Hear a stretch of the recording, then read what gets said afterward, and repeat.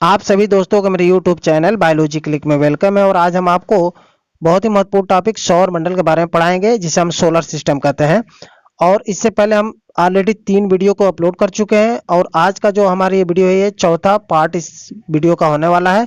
तो अगर जो आप इससे पहले वाली वीडियो को ना देखे हो तो इस वीडियो का डिस्क्रिप्शन में हम वहाँ पे आपको लिंक दे देंगे, आप वहाँ से जाकर उसको देख सकते हैं। और वीडियो अच्छी लगेगी तो इस वीडियो को लाइक कर दीजिएगा, और अगर जो आप हमारे चैनल पर नए हो तो हमारे चैनल को सब्सक्राइब कर लीजिए और बेल आइकन को जरूर प्रेस कर दीजिएगा ताकि आने वाली नोटिफिकेशन आपको मिलता रहे। तो चलते हैं हम अपने आज के पहले क्वेश्चन की तरफ। आज का हमारा जो क्वेश्चन होगा वो 91 से स्टार्ट होगा और टोटल नंबर ऑफ क्वेश्चन 30 होंगे। तो पहला क्वेश्चन पूछ रहा है कि निम्न में से किन तिथियों को सूर्य की किरणें विषुवत रेखा पर सीधी पड़ती है। ऑप्शन दे रखा है वर्ष भर, 21 मार्च को, 23 सितंबर को और 21 मार्च तथा 23 सितंबर को। इसका जो सही ऑप्शन होगा वो हो जाएगा ऑप्शन डी, 21 मार्च तथा 23 सितंबर को विषुवत रेखा पे सूरज की किरणें क्या होती है, ऐसे सीधी पड़ती है। सेंटर में इसका विषुवत रेखा या इक्वेटर है जो 0 डिग्री अक्षांश पे होता है। अगला क्वेश्चन पूछ रहा है कि निम्नलिखित में से कौन सा तारा पृथ्वी के सर्वाधिक समीप है। ध्रुव तारा, अल्फा सेंचुरी, सूर्य, लुब्धक। इसका जो सही ऑप्शन होगा वो हो जाएगा ऑप्शन सी। सूर्य भी एक स्टार या तारा है, ठीक है, और जो पृथ्वी के सबसे समीप या नजदीक है। और नेक्स्ट क्वेश्चन पूछ रहा है कि यह किसने सर्वप्रथम प्रतिपादित किया कि सूर्य हमारे सौर मंडल का केंद्र और पृथ्वी उसकी परिक्रमा करती है। न्यूटन ने, गैलीलियो ने, पाणिनि ने और कापरनिकस ने। ठीक है, ये एमपीपीसी 1999 में पूछा गया क्वेश्चन है। इसका ऑप्शन हो जाएगा ऑप्शन डी। कापरनिकस के द्वारा सबसे पहले यह बताया गया कि सूर्य हमारे सौर मंडल का केंद्र है और उसके चारों तरफ पृथ्वी उसका चक्कर लगाती है। और अगला क्वेश्चन पूछ रहा है जब दिन और रात की अवधि बराबर होती है, यानी दिन रात बराबर होते हैं, तो सूर्य की किरणें सीधी पड़ती है उत्तरी ध्रुव पर, भूमध्य रेखा पे, दक्षिणी ध्रुव पर और कर्क रेखा पे।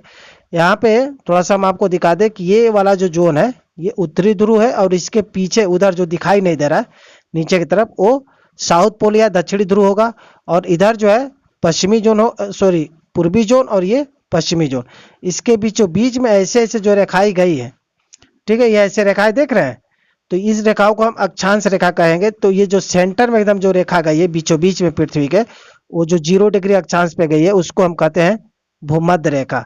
तो जब दिन और रात की अवधि बराबर होती है तो भूमध्य रेखा पे क्या होता है, सूर्य की किरणें सीधी पड़ती है और दिन रात बराबर होती है। ऑप्शन हो जाएगा बी। और अगला क्वेश्चन पूछ रहा है यदि पृथ्वी एवं अंतरिक्ष के बीच से वायुमंडल को हटा दिया जाए या हटाए हुआ माना जाए तो आसमान का रंग कैसा होगा। नीला, लाल, सफेद और काला। इसका सही ऑप्शन होगा ऑप्शन डी। तब आसमान का रंग हमें नीला नीला न दिख के हमें काला दिखेगा। और अगला क्वेश्चन पूछ रहा है कि पृथ्वी की परिधि है 35,000 किलोमीटर, 40,075 किलोमीटर, 45,000 किलोमीटर और 47,050 किलोमीटर। तो इसका जो सही ऑप्शन होगा वो हो जाएगा ऑप्शन बी, 40,075 किलोमीटर पृथ्वी की जो परिधि है। यानी ये पृथ्वी है, इस पृथ्वी की चारों तरफ जो ये परिधि है वो 40,075 किलोमीटर है। और नेक्स्ट क्वेश्चन पूछ रहा है कि किस तिथि को उत्तरी गोलार्ध में सबसे लंबा दिन होता है। ठीक है, अब ये यहाँ पे पहले समझ लीजिए ये अर्थ है, तो अर्थ के ये बीचों बीच यानी 0 डिग्री पे, 0 डिग्री पे इक्वेटर होता है या भूमध्य रेखा। इसके इधर वाले एरिया में ये वाला जो जोन है, इस जोन को हम नॉर्थ जोन कहेंगे, ठीक है, और इधर क्या होगा, साउथ जोन होगा। तो पूछ रहा है कि इस इक्वेटर के उत्तरी साइड में यानी उत्तरी गोलार्ध में कौन सा दिन सबसे लंबा होता है। 21 जून को, 22 दिसंबर को, 23 सितंबर को, 21 मार्च को। इसका जो सही ऑप्शन होगा वो हो जाएगा ऑप्शन ए, 21 जून को उत्तरी गोलार्ध में सबसे लंबा दिन होता है। और अगला क्वेश्चन पूछ रखा है कि किस तिथि को उत्तरी गोलार्ध में सबसे छोटा दिन होता है। फिर वही क्वेश्चन, अर्थ है, अर्थ के बीच से ये इक्वेटर है। अब पूछ रहा है इधर जो नॉर्थ जोन है, इस जोन में पूछ रहा है कि सबसे छोटा दिन कब होता है। 21 मार्च को, 21 जून को, 23 सितंबर को और 22 दिसंबर को। इसका जो सही ऑप्शन होगा वो जगह ऑप्शन डी, 22 दिसंबर को उत्तरी गोलार्ध में सबसे छोटा दिन और 21 जून को उत्तरी गोलार्ध में सबसे बड़ा दिन होता है। अगला क्वेश्चन पूछ रहा है कि ध्रुवों पर दिन की अवधि होती है 3 माह, 6 माह, 9 माह और 12 माह। तो आप जान लीजिए कि जो ध्रुव होते हैं, ठीक है, ये अर्थ है, तो अर्थ में ये वाला जो जोन है ऊपर वाला और ये दक्षिण वाला, जैसे ये उत्तर सेट का हो जाता है, ये नॉर्थ जोन हो गया, ये साउथ पोल या साउथ जोन हो गया। तो ये कह रहा है ये वाला जो एरिया है, इस एरिया के बारे में पूछ रहा है, ये वाले एरिया में कि दिन की अवधि कितनी होती है, 3 माह, 6 माह, 9 माह, 12 माह। इसका जो सही ऑप्शन होगा वो हो जाएगा ऑप्शन बी, 6 माह। वहाँ 6 माह दिन होती है और 6 माह रात होती है ध्रुवों पे। और 100 नंबर क्वेश्चन पूछ रहा है कि निम्नलिखित में से किस ग्रह का औसत घनत्व सबसे अधिक है। यहाँ पे ऑप्शन दे रखा है बृहस्पति का, मंगल का, पृथ्वी का, बुध का। देखिए इन चारों ग्रह में सबसे ज्यादा जो औसत घनत्व है वो होगा ऑप्शन सी, पृथ्वी का औसत घनत्व इन चारों से अधिक है। यहाँ पे आप ग्रहों को देख रहे हैं। और अगला क्वेश्चन पूछ रहा है 101 नंबर कि किसने सबसे पहले पृथ्वी की परिधि को मापा। ऑप्शन दे रखा है हिकेटियस, हेरोडोटस, अरस्तु और इरेटोस्थेनीज। ये एसएससी 2013 में पूछा गया क्वेश्चन है। इसका ऑप्शन होगा ऑप्शन डी, इरेटोस्थेनीज ने सबसे पहले जो है पृथ्वी की परिधि को मापा था। और 102 नंबर क्वेश्चन पूछ रहा है कि पृथ्वी का ध्रुवीय व्यास विषुवतीय व्यास से कितना कम है। यहाँ पे थोड़ा सा आप समझ लीजिए कि ये पृथ्वी है, तो पृथ्वी का ये हो गया ध्रुवीय व्यास, ठीक है, ऊपर से नीचे जैसे उत्तर से दक्षिण, ये ध्रुवीय व्यास कहलाएगा। और ये बीचों बीच से क्या कहलाएगा, ये विषुवतीय व्यास कहलाएगा, ठीक। तो पूछ रहा है कि ध्रुवीय व्यास उसके विषुवतीय व्यास से कितना कम है, यानी ये वाला इसके अपेक्षा कितना कम है, 25 किलोमीटर, 43 किलोमीटर, 80 किलोमीटर और 30 किलोमीटर। तो इसका जो सही ऑप्शन होगा वो हो जाएगा ऑप्शन बी, 43 किलोमीटर ध्रुवीय व्यास पृथ्वी के विषुवतीय व्यास से कम है। और 103 नंबर क्वेश्चन पूछ रखा है कि पृथ्वी का विषुवतीय व्यास लगभग कितना है, ठीक। अब तो विषुवतीय व्यास यानी ये पृथ्वी है, तो अब इसका जो ये विषुवतीय व्यास होगा ये कितना होगा। ऑप्शन दे रखा है 12,700 किलोमीटर, 12,750 किलोमीटर, 12,650 किलोमीटर और 12,600 किलोमीटर, ठीक है। इसका जो सही ऑप्शन होगा वो हो जाएगा 12,750, ऑप्शन बी, ठीक है। जो विषुवतीय व्यास है पृथ्वी का वो 12,750 किलोमीटर होता है। और अगला क्वेश्चन पूछ रहा है पृथ्वी को उसके काल्पनिक अक्ष पर घूमने को क्या कहते हैं, ठीक है।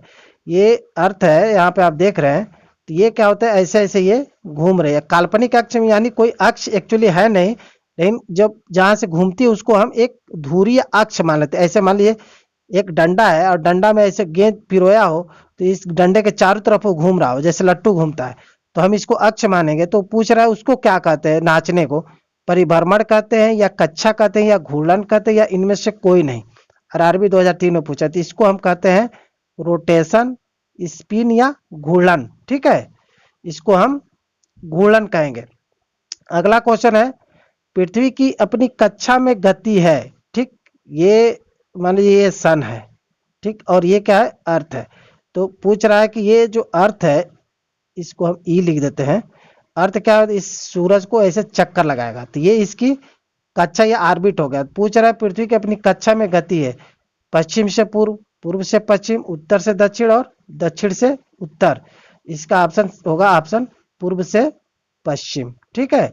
कक्षा में भी पूर्व से पश्चिम गति करता है और रोटेशन भी उसका जो है पूर्व से पश्चिम होता है। तो इसी रोटेशन के कारण हमें सूर्य क्या होता है, पश्चिम से पूर्व से निकलता हुआ हमेशा दिखाई देता है। और 106 नंबर क्वेश्चन पूछ रहा है पृथ्वी तथा सूर्य के मध्य सर्वाधिक दूरी किसके दौरान होती है, उत्तर अयनांत के दौरान, दक्षिण अयनांत के दौरान, अपसौर के दौरान या उपसौर के दौरान। ये दिल्ली मेट्रो और झारखंड एसएससी 2003 में पूछा गया क्वेश्चन है। तो इसका जो सही ऑप्शन होगा वो हो जाएगा ऑप्शन सी, अपसौर के दौरान सूरज और पृथ्वी के मध्य की दूरी या डिस्टेंस सर्वाधिक होती है। यहाँ पे थोड़ा सा आप इसको समझ लीजिएगा, यहाँ पे हम आपको इसको इजी समझा देते हैं। देखिए ये अपसौर, इसको एफेलियन कहते हैं, ठीक है, एफेलियन को अपसौर और उपसौर को हम कहते हैं पेरीहेलियन। तो अपसौर कब होता है, जब ज्यादा डिस्टेंस हो, यानी आप देखेंगे कि जब जनवरी का ये मंथ है तो जनवरी के मंथ में 147.1 मिलियन किलोमीटर सूरज और पृथ्वी के मध्य की जो डिस्टेंस है वो है। और यहाँ पे हम आपको दिखा रहे हैं जो जुलाई है, तो जुलाई के मंथ में जो पृथ्वी है और सूरज है इनके बीच में जो डिस्टेंस है 152.1 किलोमीटर का है। तो अब देखेंगे कि जुलाई में सूरज और पृथ्वी के बीच की दूरी कम है जबकि धूप ज़्यादा रहता है, और जनवरी में धूप कम होने के बावजूद भी दूरी क्या होता है, ज़्यादा नज़दीक है। तो ऐसा इसलिए होता है क्योंकि सूरज की किरणें थोड़ी तिरछी पड़ती है, इसलिए हमको नज़दीक होने के कारण भी, होने के बाद भी हमें क्या होती है, वहाँ पे ठंडी महसूस होता है। और जब ज़्यादा नज़दीक होता है तो हम उसको कहते हैं उपसौर, और जब दूरी होता है तो हम कहते हैं अपसौर, एफेलियन कहते हैं उसको। ठीक है, ये आपको समझ में आ गया होगा। और अगला क्वेश्चन देख रहे हैं कि ऋतुएं निम्नलिखित के कारण होती है। ठीक है, पृथ्वी घूर्णन करती है उसके कारण, या सूर्य के चारों ओर पृथ्वी का परिक्रमण, या पृथ्वी का कक्षा से 66/1/2 का जो झुकाव है उसके वजह से, या उपयुक्त बी और सी दोनों। इसका जो सही होगा ऑप्शन वो हो जाएगा ऑप्शन बी। ठीक है, आप एक बात समझिएगा कि जो ऋतुएं होती हैं, ऋतुओं का जो परिवर्तन है सूर्य का पृथ्वी का परिक्रमण होता है। यानी ये सूरज है, ये पृथ्वी देख रहा है इसे घूम रही है। ठीक है, तो ये जो घूम रही है तो उससे ऋतुओं का परिवर्तन होता है, क्योंकि पृथ्वी अपने आप को भी रोटेट करती है और परिक्रमा भी करती है सूर्य को, इसके कारण ऋतुएं परिवर्तन होता है। और दिन रात का कारण वो अपने अक्ष पे जब घूमती है उसके कारण दिन रात होते हैं। तो ये आप लोग दोनों में वेरिएशन समझिएगा। 108 नंबर क्वेश्चन पूछ रहा है कि पृथ्वी से आकार में छोटा ग्रह है। ठीक है, ऑप्शन दे रखा है अरुण और मंगल, वरुण और शुक्र, शुक्र और मंगल, वरुण और मंगल। इसका जो सही ऑप्शन होगा वो हो जाएगा ऑप्शन सी, शुक्र और मंगल पृथ्वी से आकार में छोटे हैं। थोड़ा सा हम आपको यहाँ जूम करके दिखा दे रहे हैं। और आप फिगर में यहाँ पे देख रहे हैं कि यहाँ पे एक ये सूर्य है, और सूर्य के बगल में आपको यहाँ पे एक प्लैनेट दिखेगा जिसका नाम है बुध। फिर यहाँ पे उसके बाद से शुक्र होगा, फिर अपना पृथ्वी होगा, फिर मंगल, फिर एक बड़ा सा ग्रह है जिसको हम जुपिटर कहते हैं, और एक छल्ले वाला ग्रह है जिसको हम शनि या सैटर्न कहते हैं, फिर यूरेनस या अरुण का नंबर आता है, फिर लास्ट में नेपच्यून या वरुण आता है। तो यहाँ पे पृथ्वी से जो छोटे ग्रह हैं वो जो है शुक्र और मंगल हो जाएंगे। अगला क्वेश्चन पूछ रहा है निम्न में से किसने पहली बार कहा था कि पृथ्वी गोल है। ठीक है, एरिस्टोटल ने, कापरनिकस ने, स्ट्रेबो ने, और इनमें से कोई नहीं। इसका सही ऑप्शन होगा वो हो जाएगा ऑप्शन ए, एरिस्टोटल ने सबसे पहले ये कहा था कि पृथ्वी क्या है, गोल है। ठीक है, एरिस्टोटल को हम अरस्तु कहते हैं। और 110 नंबर क्वेश्चन पूछ रहा है पृथ्वी की धुरी है झुकी हुई, ऊर्ध्वाधर, क्षैतिज, वक्री। यानी RRB Gorakhpur SM goods guard 2005 में पूछा गया क्वेश्चन है। तो यहाँ पे आपको हम थोड़ा सा दिखाएंगे कि देखिएगा ये पृथ्वी की धुरी हम कैसे आपको समझा रहे हैं। यहाँ पे मान लीजिए ये पृथ्वी है, ये एक बीच में इसको अक्ष मान लेते हैं, ऐसे थोड़ा सा तिरछा होता है, और ऐसे ही है उसी अक्ष के प्रतः ऐसे ऐसे घूम रही है। ठीक है, ऐसे ऐसे घूम रही है। तो ऊपर वाला ये नॉर्थ पोल होगा और ये नीचे वाला क्या होगा, साउथ पोल होगा। तो अब देख रहे हैं कि इसकी जो अक्ष है यानी धुरा है, कोई देखे पौडिल का धुरा होता है साइकिल का, उसके चारों तरफ पहिया उसकी पौडिल घूमती है, या चक्का के बीच में धुरा होता है उसके चारों तरफ चक्का घूमता है। तो वो पूछ रहा है जो धुरा या सेंटर है उसका, वो उसको पूछ रहा है कैसा है, तो वो है ऑप्शन में ए, झुकी हुई। ठीक है, ऑप्शन हो जाएगा इसका ए, झुकी हुई है, सीधा नहीं है एकदम, थोड़ी सी झुकी हुई है उसका अक्ष है। और 111 नंबर क्वेश्चन पूछ रहा है पृथ्वी के अतिरिक्त किस ग्रह पर वायुमंडल पाया जाता है। ऑप्शन दे रखा है बुध, बृहस्पति, शुक्र और मंगल। तो आप यहाँ फिगर में देख रहे हैं यह मंगल ग्रह है, और इसका ऑप्शन भी होगा डी, मंगल ही होगा। यानी मंगल पर वायुमंडल पाया जाता है। तो वहां पे अभी जीवन की तलाश हो रही है, लेकिन कुछ कहा नहीं जा सकता। ठीक है, अगला क्वेश्चन है कि लाल रंग का दिखाई देने वाला ग्रह है शुक्र, शनि, मंगल, वरुण। तो आप यहाँ पे फिगर में देख रहे हैं लाल रंग का ये कैसे दिखाई दे रहा है, इसी को हम मार्स या मंगल कहते हैं। तो मंगल ग्रह लाल रंग का दिखाई देने वाला ग्रह है। और 113 नंबर क्वेश्चन पूछ रहा है कि पृथ्वी के अतिरिक्त किस ग्रह पर ऋतु परिवर्तन संभव है। तो यहाँ पे इसको ये मंगल या मार्स प्लैनेट आप देख रहे हैं, इसी पे ऋतु परिवर्तन संभव है। बाकी अन्य विकल्प क्या होगा, गलत है। तो ऑप्शन इसका हो जाएगा सी। ठीक है, अन्य विकल्प को देखने की जरूरत नहीं है, फिगर देख लीजिए, समझ लीजिए, आपके दिमाग में वो बैठ जाएगा। और 114 नंबर क्वेश्चन है, पृथ्वी के अतिरिक्त किस ग्रह पर मानव उपस्थिति का संभावना है? संभावना पूछ रहा है, मंगल पे, बुध पे, शुक्र पे, शनि पे।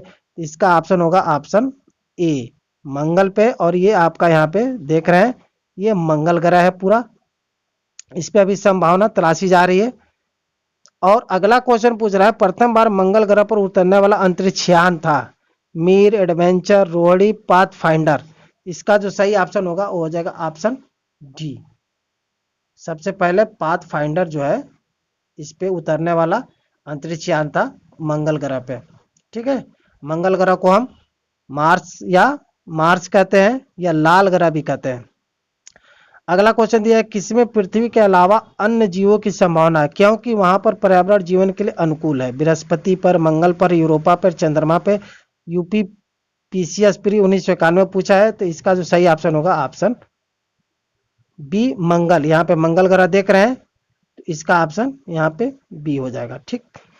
और अगला क्वेश्चन पूछ रहा है कि एक ग्रह के दिन का मान, उसके अक्ष का झुकाव लगभग पृथ्वी के दिन के मान और उसके झुकाव के बराबर है, तो उसके बारे में पूछना है। यूरेनस के विषय में ये बात कही जा रही है, नेपच्यून के विषय में, या शनि के विषय में, या मंगल के विषय में? आईएएस प्री 1994 में पूछा गया है, तो ये ऑप्शन होगा इसका डी, मंगल के विषय में कहा गया है कि पृथ्वी के अक्ष के झुकाव के समान ही उसका भी अक्ष का झुकाव है, यानी जितनी पृथ्वी झुकी है उतना ही मंगल ग्रह भी झुका हुआ एक प्लैनेट है।